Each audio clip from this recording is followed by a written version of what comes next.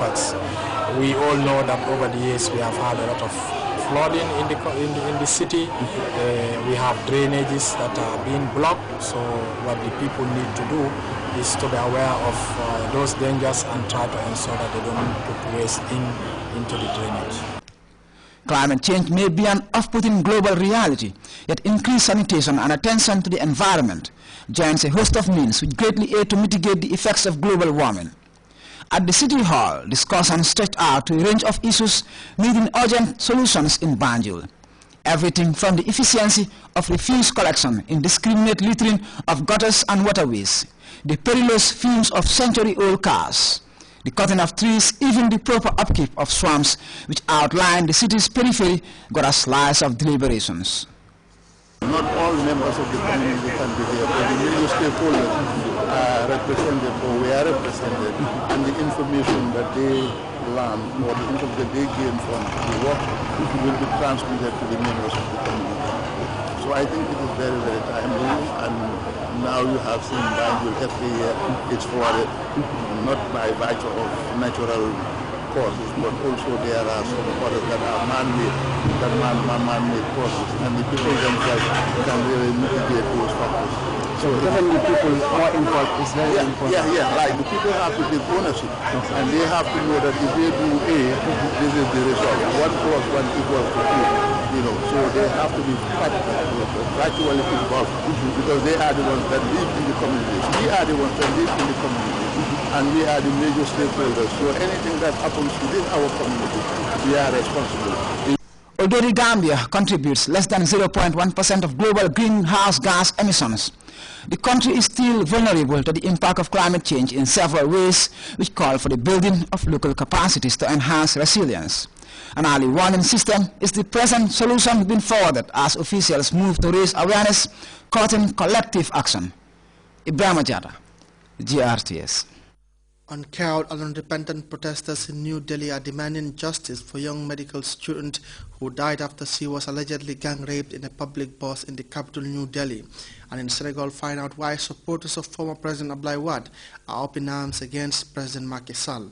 We'll be back with these and other stories right after the break.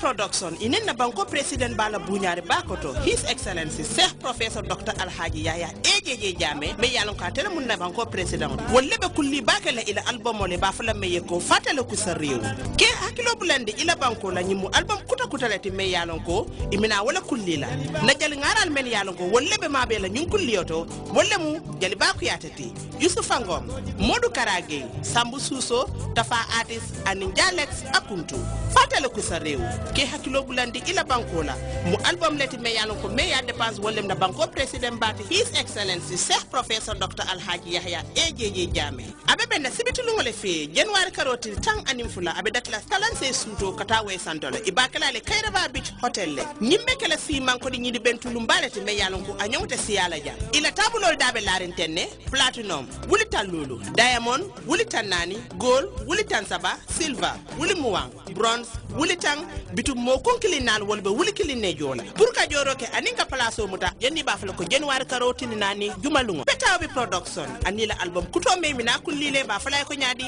fatalu ko sa rew e hakilo bulandi ila bankola.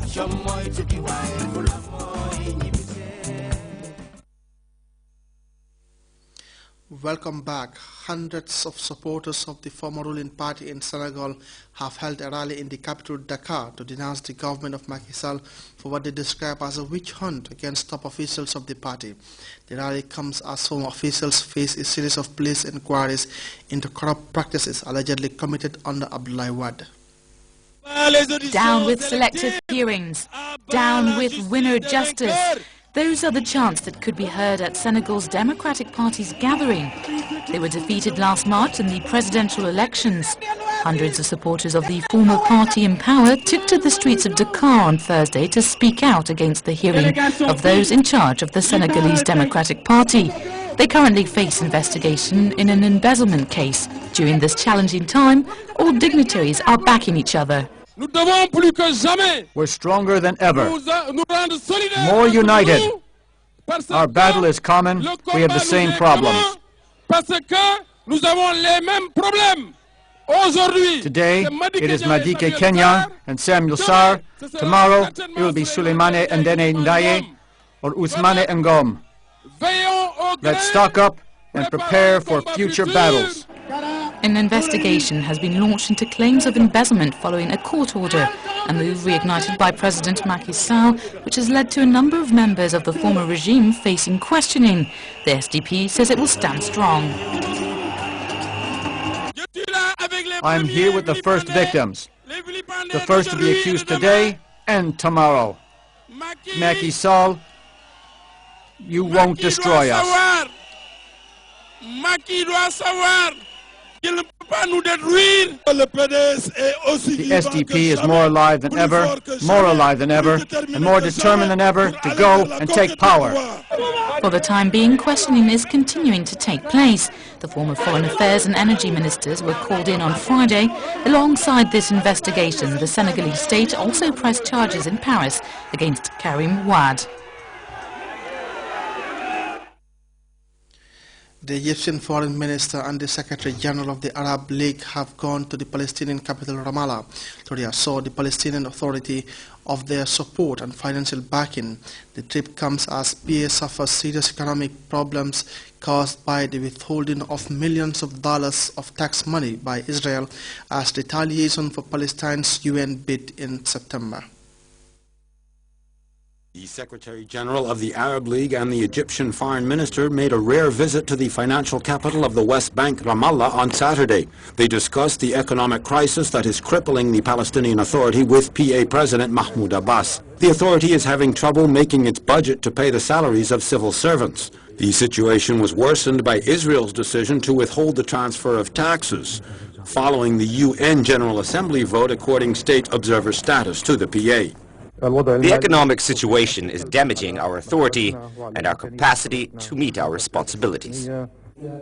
Arab League Secretary Nabil Al-Arabi said U.S. President Obama should put pressure on Israel to relaunch peace negotiations with the PA.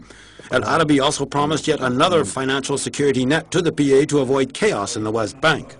At the Baghdad summit in March, the Arab countries agreed to contribute some $100 million a month to the Palestinian Authority, but the budget for this has never been settled.